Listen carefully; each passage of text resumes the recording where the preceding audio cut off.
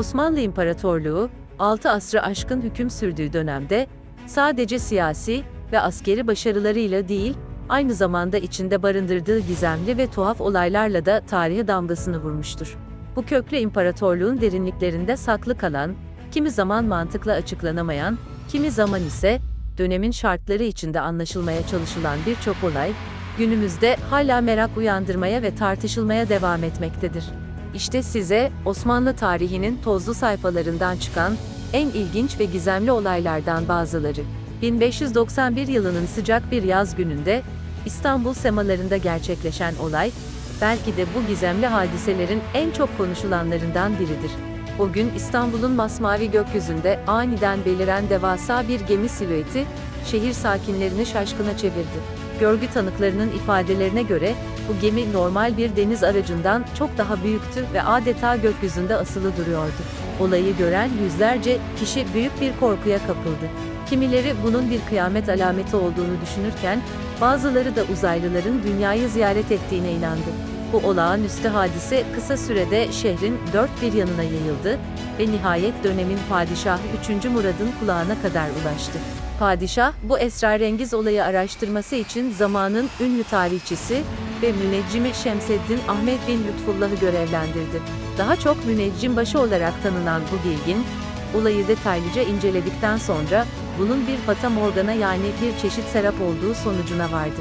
Müneccimbaşı'na göre, sıcak hava tabakalarının yarattığı bir yanılsama, uzaktaki bir geminin görüntüsünü gökyüzüne yansıtmıştı. Ancak bu bilimsel açıklama, halkı tam olarak ikna etmeye yetmedi. Olay, yıllarca dilden dile dolaşmaya, efsaneleşmeye devam etti. Osmanlı tarihinde görünen gemi vakası olarak bilinen bu hadise, günümüzde bile tam olarak açıklanabilmiş değildir.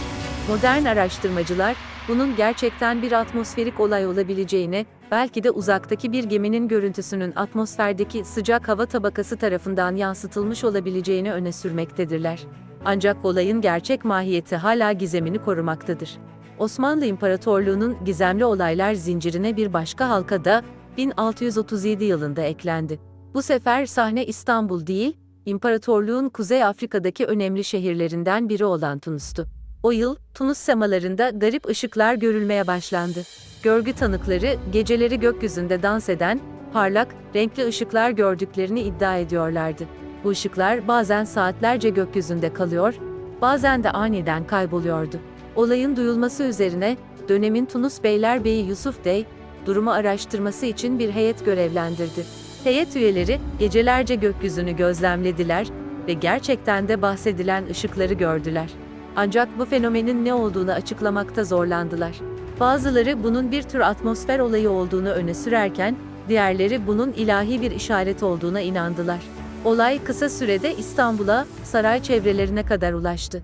Dönemin padişahı 4. Murad, konuyla yakından ilgilendi ve Tunus'tan detaylı raporlar istedi.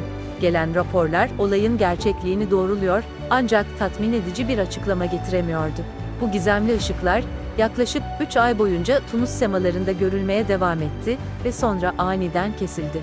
Günümüz bilim insanları, bu olayın muhtemelen bir kutup ışıması, aurora olabileceğini düşünmektedirler. Kutup ışımaları genellikle kuzey ve güney kutbuna yakın bölgelerde görülse de, nadiren daha güneydeki bölgelerde de gözlemlenebilmektedir. Ancak 17. yüzyılda bu doğa olayının bilinmemesi, olayın gizemli ve ürkütücü algılanmasına neden olmuştur. Osmanlı İmparatorluğu'nun gizemli olaylar silsilesinde belki de en ilginci, 1721 yılında İstanbul'da yaşanan Kuyu Cini vakasıdır. Olay, şehrin Kasımpaşa semtinde bir evde başladı. Ev sakinleri, geceleri evlerinin bodrumundan gelen tuhaf sesler duymaya başladılar. Bu sesler bazen fısıltı, bazen kahkaha, bazen de çığlık şeklindeydi. Başlangıçta aile bu sesleri görmezden gelmeye çalıştı. Ancak zamanla sesler daha da şiddetlendi ve evin içinde açıklanamayan olaylar yaşanmaya başladı. Eşyalar kendiliğinden yer değiştiriyor, kapılar aniden açılıp kapanıyor, geceleri duvarlarda gölgeler görülüyordu. Aile büyük bir korku içinde yaşamaya başladı ve sonunda durumu mahallenin imamına bildirdi. İmam, eve gelip incelemelerde bulundu ve sonunda sorunun evin altındaki eski bir kuyudan kaynaklandığına karar verdi. İmama göre kuyuda bir cin yaşıyordu ve bu cin ev halkını rahatsız ediyordu. İmam, cini kovmak için çeşitli dualar okudu, tütsüler yaktı, ancak bunların hiçbiri işe yaramadı. Olay kısa sürede tüm İstanbul'a yayıldı ve binlerce kişi evi görmeye geldi. Dönemin padişahı 3. Ahmet de olayı duymuş ve saray müneccimbaşını durumu incelemesi için görevlendirmişti. Müneccimbaşı, uzun incelemeler sonucunda kuyu suyunun zehirli olduğunu ve bu zehirli suyun buharlaşarak ev sakinlerinin halüsinasyon görmesine neden olduğunu öne sürdü. Ancak bu açıklama halkı tatmin etmedi. Birçok kişi evde gerçekten doğaüstü olayların yaşandığına inanmaya devam etti. Sonunda olayların dayanılmaz hale gelmesiyle aile evi terk etmek zorunda kaldı. Ev uzun yıllar boş kaldı ve cinli ev olarak anıldı. Bu olay, Osmanlı toplumunda batıl inançların ve doğaüstü olaylara olan inancın ne kadar güçlü olduğunu göstermesi açısından önemlidir. Günümüz araştırmacıları, yaşanan olayların muhtemelen bir tür doğal gaz sızıntısı veya ev sakinlerinin toplu histeri yaşaması sonucu ortaya çıkmış olabileceğini düşünmektedirler. Osmanlı İmparatorluğu'nun gizemli olaylar tarihinde bir başka ilginç vakada 1809 yılında Edirne'de yaşandı. O yıl şehirde aniden ortaya çıkan ve kısa sürede yayılan tuhaf bir hastalık, halkı büyük bir korkuya sürükledi. Hastalığa yakalananlar önce şiddetli baş ağrısı çekiyor, ardından yüksek ateş ve halüsinasyonlar görmeye başlıyorlardı. En ilginç belirti ise hastaların ciltlerinde ortaya çıkan ve geceleri parlayan yeşilimsi lekelerdi. Hastalık kısa sürede yüzlerce kişiye bulaştı ve şehirde panik havası oluştu. Dönemin Edirne valisi İbrahim Paşa, durumu kontrol altına almak için büyük çaba sarf etti. Şehre giriş çıkışlar yasaklandı, hastalar karantinaya alındı. Ancak tüm bu önlemlere rağmen hastalık yayılmaya devam etti. Olay, İstanbul'a, saray çevrelerine kadar ulaştı. Dönemin padişahı II. Mahmut, Edirne'ye özel bir hekim heyeti gönderdi. Heyet hastaları inceledi, çeşitli tedaviler denedi ancak hastalığın nedenini ve kesin bir tedavisini bulamadı.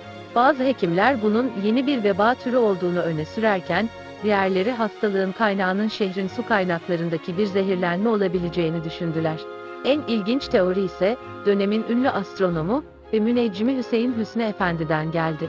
Hüsnü Efendi, hastalığın nedeninin gökyüzünde beliren yeni bir yıldız olduğunu iddia etti.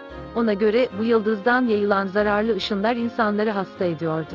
Bu teori bilimsel bir temele dayanmasa da halk arasında büyük ilgi gördü. Hastalık yaklaşık 3 ay boyunca Edirne'yi kasıp kavurdu ve sonra aniden ortadan kayboldu. Geride yüzlerce ölü ve büyük bir gizem bıraktı. Günümüz tıp tarihçileri, bu hastalığın muhtemelen şarbon veya benzeri bir bakteriyel enfeksiyon olabileceğini düşünmektedirler. Ciltteki parlayan lekelerin ise bazı fosforlu bakterilerden kaynaklanmış olabileceği tahmin edilmektedir. Ancak hastalığın tam olarak ne olduğu ve neden bu kadar kısa sürede ortaya çıkıp kaybolduğu hala bir sır olarak kalmaktadır. Osmanlı İmparatorluğu'nun son dönemlerinde yaşanan bir başka gizemli olay da 1880 yılında İzmir'de gerçekleşti. O yıl, şehrin farklı bölgelerinde yaşayan insanlar, geceleri evlerinin duvarlarında ve tavanlarında tuhaf yazılar ve semboller belirdiğini fark ettiler. Bu yazılar ve semboller gündüz görünmüyor, sadece gece karanlığında ortaya çıkıyordu. Olayın duyulması üzerine şehirde büyük bir panik yaşandı. Bazı insanlar bunun doğaüstü güçlerin bir işareti olduğuna inanırken, diğerleri bunun bir çeşit komplo olduğunu düşündüler. İzmir valisi, Midhat Paşa, olayı araştırması için özel bir komisyon kurdu. Komisyon üyeleri, etkilenen evleri tek tek inceledi, duvar örnekleri aldı ve çeşitli deneyler yaptı. Yapılan incelemeler sonucunda, yazıların ve sembollerin fosforlu bir madde ile yazıldığı ortaya çıktı. Bu madde gündüz görünmüyor, ancak karanlıkta parlıyordu. Ancak bu keşif, olayın gizemini tam olarak çözmedi. Çünkü yazıların kimin tarafından, neden yazıldığı hala bilinmiyordu. Midhat Paşa olayın arkasında siyasi bir grup olabileceğinden şüphelendi. O dönemde İzmir'de Osmanlı yönetimine karşı bazı gizli örgütler faaliyet gösteriyordu. Paşa bu yazıların bir tür gizli mesajlaşma yöntemi olabileceğini düşündü. Ancak yapılan tüm araştırmalara rağmen olayın sorumluları bulunamadı. Bu gizemli yazılar yaklaşık 2 ay boyunca İzmir'de görülmeye devam etti ve sonra aniden kesildi. Olay uzun yıllar boyunca şehir efsanesi olarak anlatılmaya devam etti. Günümüz tarihçileri, bu olayın muhtemelen dönemin siyasi atmosferi içinde bir tür propaganda veya korku yaratma girişimi olabileceğini düşünmektedirler. Ancak olayın tam olarak ne olduğu ve arkasında kimlerin olduğu hala bilinmemektedir. Osmanlı İmparatorluğu'nun son yıllarında yaşanan bir başka gizemli olay da 1911 yılında Trabzon'da meydana geldi. O yıl, şehrin sahil kesiminde yaşayan balıkçılar, denizde tuhaf ışıklar ve hareketler görmeye başladılar. Balıkçılar, geceleri denizin üzerinde dans eden yeşilimsi ışıklar gördüklerini, bazen de suyun altından gelen ve insan sesine benzeyen tuhaf sesler duyduklarını iddia ediyorlardı. Başlangıçta bu hikayeler şehirde pek ciddiye alınmadı. Ancak zamanla olayı gören kişi sayısı arttı ve hatta bazı balıkçılar, denizde dev bir yaratık gördüklerini söylemeye başladılar. Bu yaratığın uzun boyunlu, pullu ve kocaman gözleri olan bir canavar olduğunu anlatıyorlardı. Olayların yayılması üzerine, dönemin Trabzon valisi Mehmet Ali Bey durumu incelemek üzere bir heyet oluşturdu. Heyet üyeleri günlerce sahilde nöbet tuttular, balıkçılarla görüştüler ve denizde araştırmalar yaptılar. Ancak ne tuhaf ışıkları ne de bahsedilen deniz canavarını görebildiler. Bu sırada olay İstanbul'a kadar ulaşmıştı. Dönemin padişahı 5. Mehmed Reşad konuyla ilgilendi ve Bahriye Nezareti'nden Denizcilik Bakanlığı bir araştırma yapılmasını istedi. Bahriye Nezareti bölgeye bir gemi gönderdi ve denizin derinliklerinde sonar taramaları yaptı. Ancak bu araştırmalar da somut bir sonuç vermedi. Olayın en ilginç yanlarından biri de aynı dönemde bölgede balık popülasyonunun aniden azalmasıydı. Balıkçılar bunun deniz canavarı yüzünden olduğuna inanıyorlardı. Bazı bilim insanları ise bunun bölgede meydana gelen bir depremle ilgili olabileceğini öne sürdüler. Bu gizemli olaylar yaklaşık 6 ay boyunca devam etti ve sonra aniden kesildi. Geride bıraktığı tek şey balıkçıların anlattığı hikayeler ve şehir efsaneleri oldu. Günümüz araştırmacıları, denizde görülen ışıkların muhtemelen biyolüminesans adı verilen doğal bir olay olabileceğini düşünmektedirler. Bu olay, bazı deniz canlılarının karanlıkta ışık yayması sonucu oluşur. Deniz canavarı hikayesinin ise, muhtemelen bir grup yunus veya balina görülmesi sonucu ortaya çıkmış olabileceği tahmin edilmektedir. Osmanlı İmparatorluğu'nun gizemli olaylar tarihinde belki de en ilginç vakalardan biri de 1850 yılında Bursa'da yaşandı.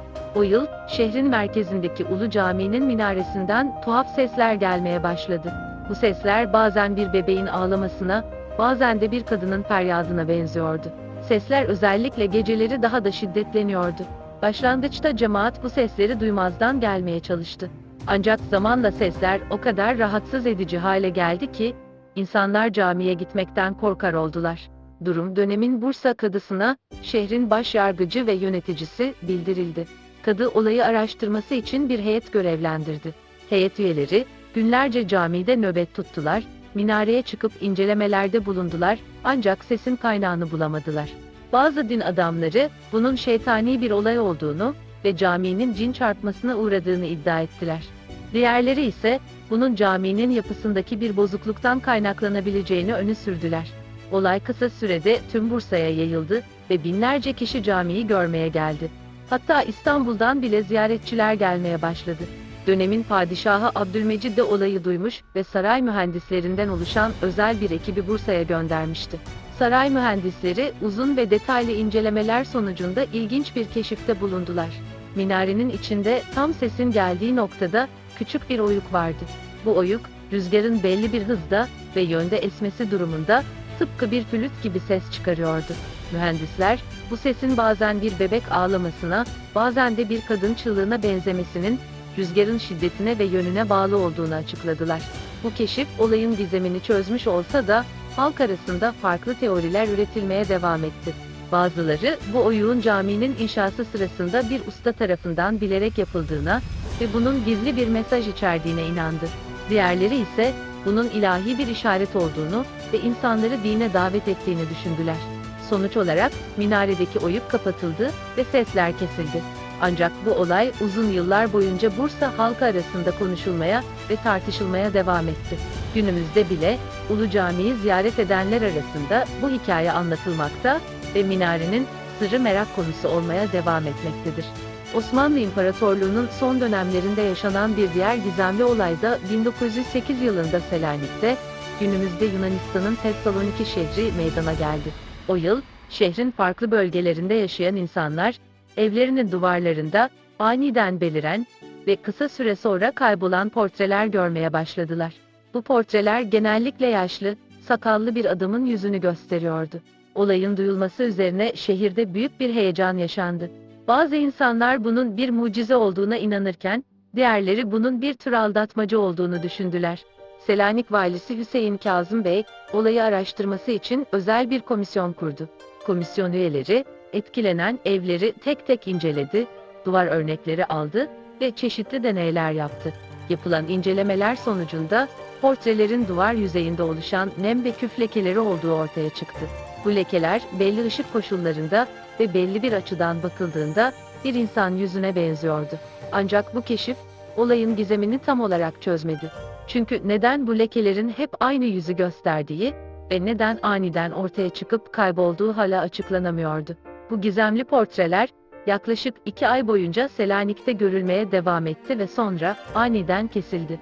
Olay uzun yıllar boyunca şehir efsanesi olarak anlatılmaya devam etti.